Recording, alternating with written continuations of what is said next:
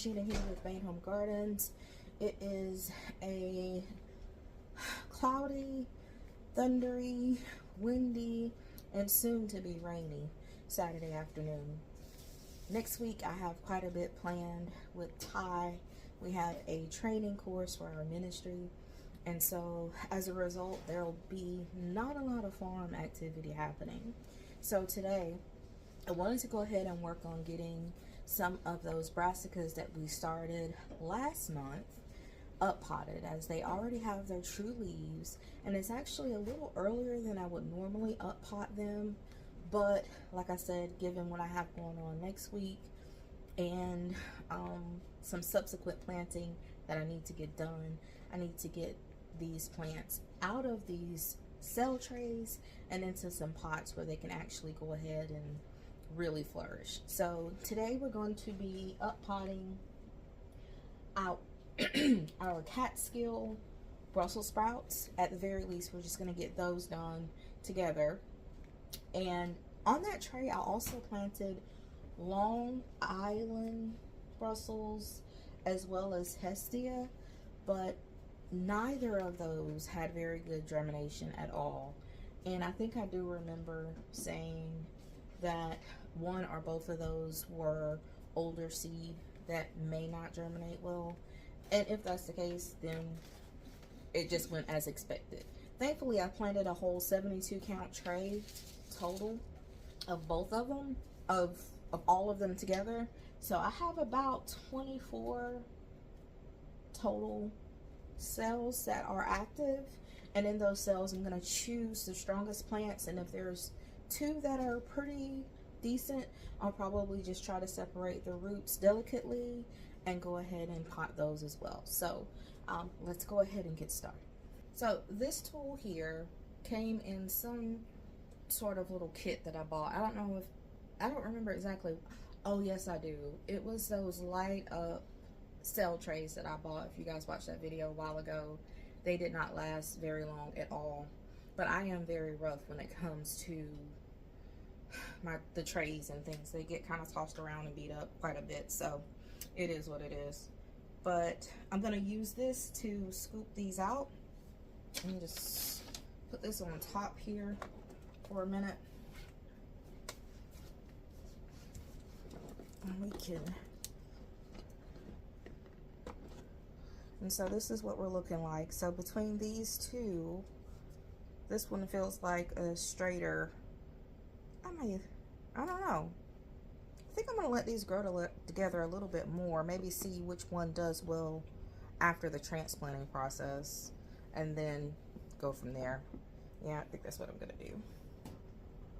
So I have my pots here, and they've already had some soil added to them. Some of them have more soil than others, but either way we're gonna work with it. So this just will go up under, scoop out like that.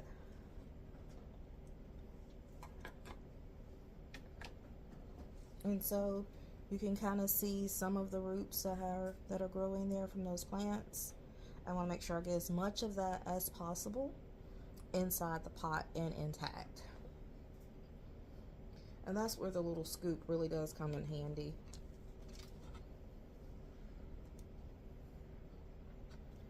Alright. So I'm going to end up using one of these pots that's really full to kind of top off a little bit.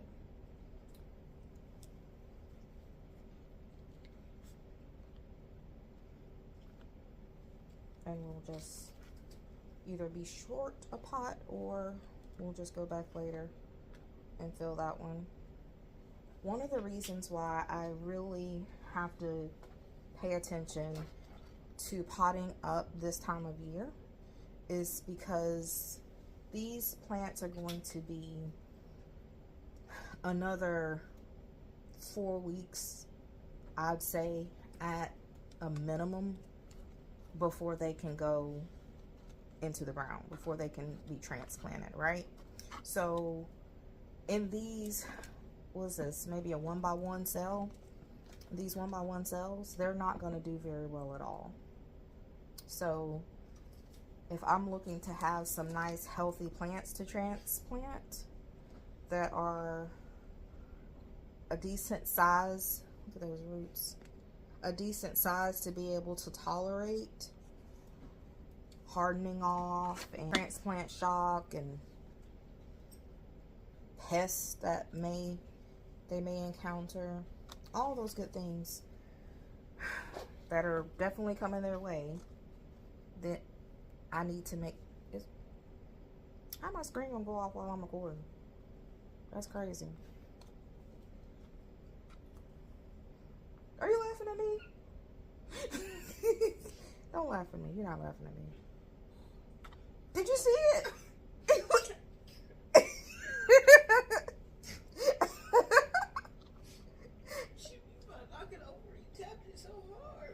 What did I knock over? You just about knocked the phone over. How hard you tapped it?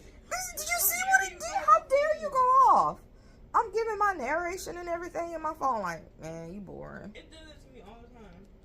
Oh, well, I don't, mine usually, it's probably because I'm connected to the TV screen right now. All right, y'all. Excuse our side commentary. But look at how nicely these plants look in their little pots. Are they cute? Ow, I love baby plants. I usually love baby everything. Today we saw some baby ducks, and I'll put a video or picture of that here so you can see how adorable.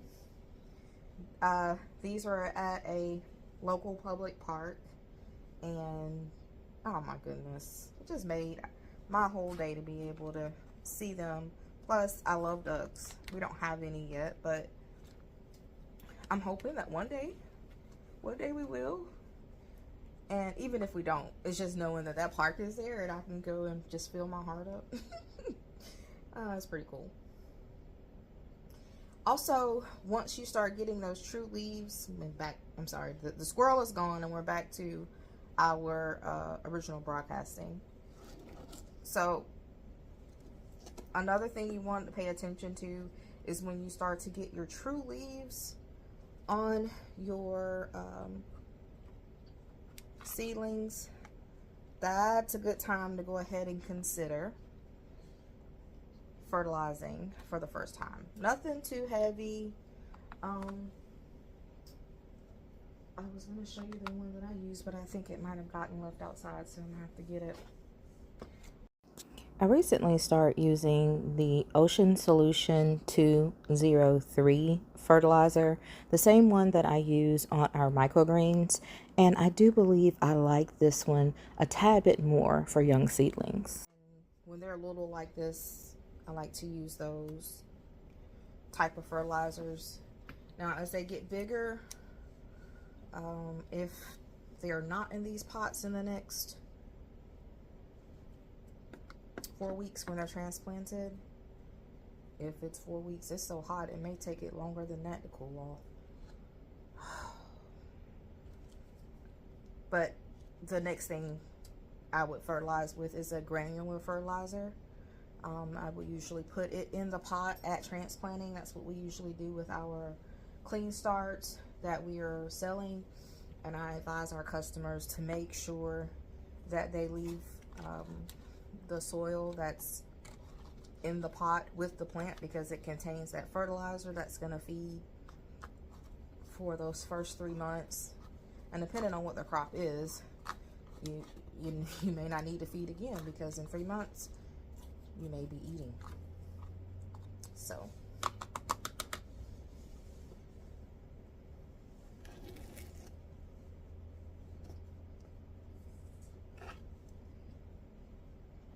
it's just got to be so careful and delicate with them. Oof. Just to make sure you don't break anything. That one came out really well. The root ball was nice and solid. Make sure you're going back and making sure that there's no air pockets in there. Usually when roots hit air, they tend to die. And it's funny how some companies have figured out a way to use that fact and make it into a technology. Matter of fact, this company that these trays are made from, Bootstrap Farmer, they have something called air pruning trays. Well, they're not trays. Well, yeah, they do have the air pruning trays, and they also have the air pruning cups, and 6-packs, I believe, as well.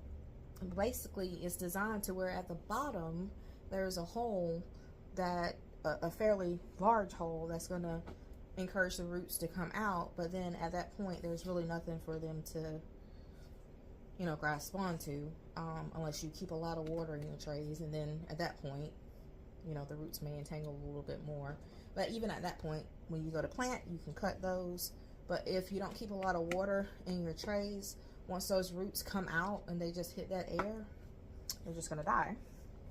And so it keeps it from, it prevents it from becoming root bound, your plant, a little bit longer. It gives you a little bit more room to work with. The soil has been in these pots for 24 hours, I think.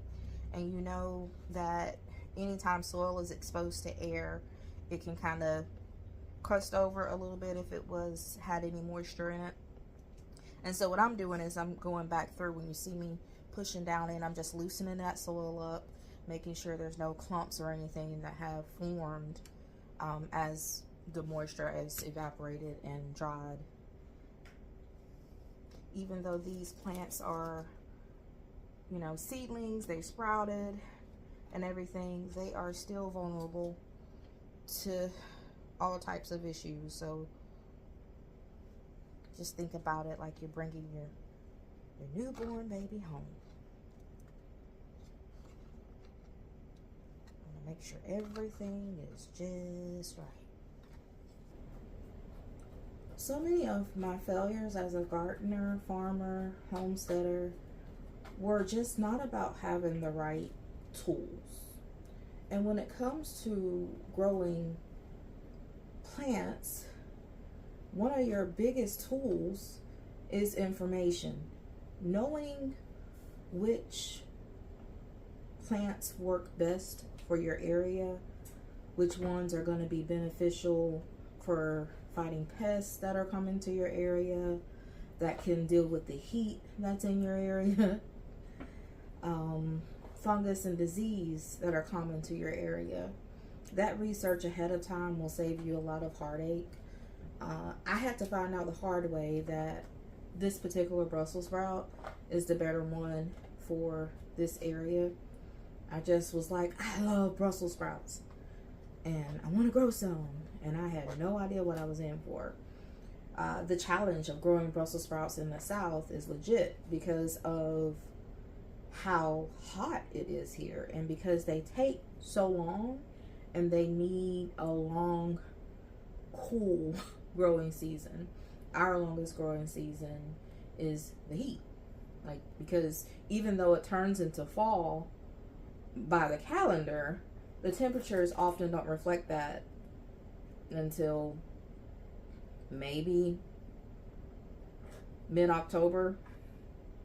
So this particular Brussels sprout Catskill, it's pretty common since the 1940s, and it can tolerate better than a lot of the Brussels sprouts the heat that we get.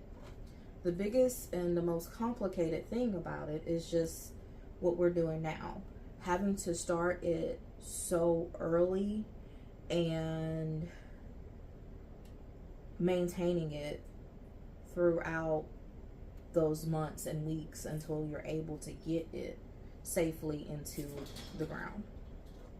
So that's also obviously where I've struggled over the years as well. Now we have a microgreen CSA that we do. So our planting shelves will be filled with microgreen trays as of probably September 1st. Can't remember what we're doing for the first week, whether it's one that's going to be ready quickly or not, but we might as well say by September 1st, our indoor plant shelves will be occupado, right? They're going to be tied up. So what are we going to do with these plants at that point? I don't know. You looked at it. Oh, bring them. I can't. I'll just have to cut it. That looks good. There's spiders somewhere in there. Oh, I know there's spiders. And spiders was in there last year. Oh, y'all. Look at these beautiful grapes Ty just picked for us. I don't know. This probably feels about, I don't know. There's some 3 pounds maybe. And there's probably about 4 more or 5 more of these baskets out there. What you think? There's a lot of green ones out there. I'll see more than that. You get these from up high, right? Yes. Okay, good, because I can't reach the ones up high. These are going to some friends of ours. Take those and get them bagged up. Drown them first. What? You need to drown them first. Dry them? Drown. Oh, there's spiders in the basket? Yes. Hi! Oh, no! Here. I said that when I came in. Oh, no. No, I thought you were saying there were spiders in the grapes, like outside. No, there's spiders in here. I can't. Okay. It's all good. Whew. I don't know what's the deal with the spiders this year. Yeah, they have been off the chain. But they were all, that's no, it's no different. Because they were trifling last year in the grapes. I don't know if I'm going to try to get any spiders out, Ty.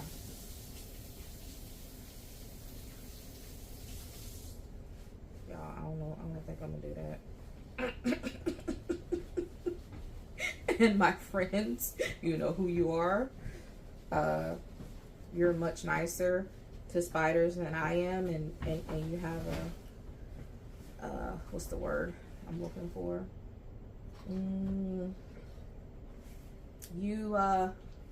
You're not afraid of spiders like me, so please forgive me for not taking the spiders out of the grapes.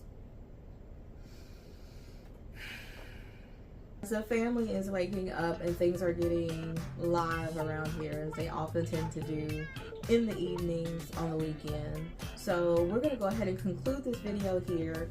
I'm going to continue working on getting this done. Catskill Brussels sprouts. And why, if you live in zones, I'd say 8 or 9 or higher, they may be a better choice for you than some of the others.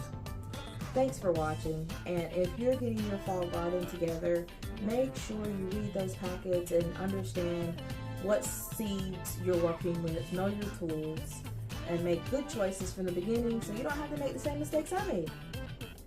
And then that way, you can grow big from home. Catch you in the next video.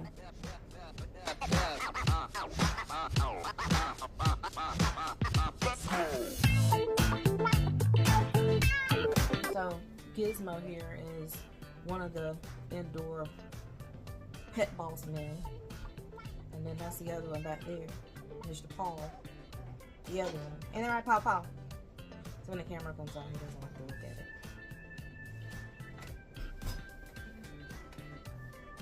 Hi. You hear me talking to me? Wake up. Wake up.